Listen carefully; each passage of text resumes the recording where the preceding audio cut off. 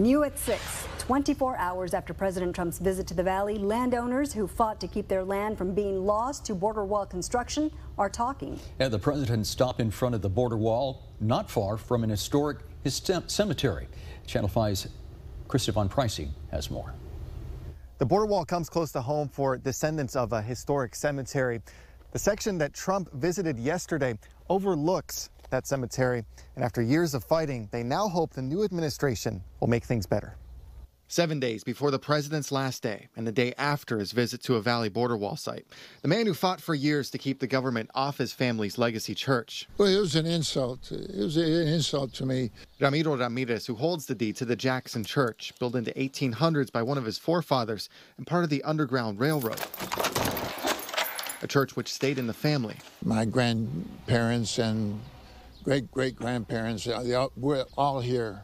The government sought part of their land and later backed away from that claim. Now the border wall construction is happening just behind the backyard, halfway complete. You'll see the base of the wall going up.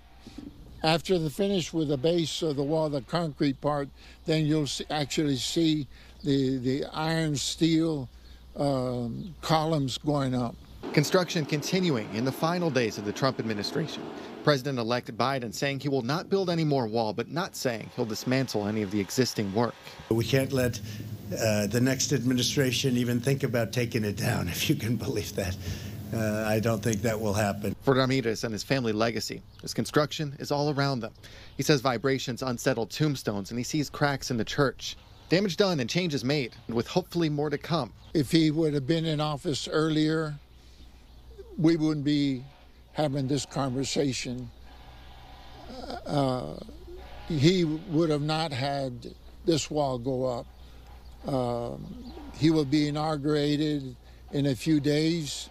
It may be too late, but I feel that we can ask him to remove at least part of it. But there's one fight that's still on his mind, the adjoining Eli Jackson Cemetery, the ownership less clear than the church. Ramirez says the government is eyeing that land to finish their work. If they're going to continue putting the wall up, they will have to destroy the cemetery. The wall construction continues for now as the government works to meet its goals. As far as current construction, the government tells us that will continue. They're leaving it at that. We're waiting to see if any new changes happen under the next administration. Christopher Pricey, Channel 5 News.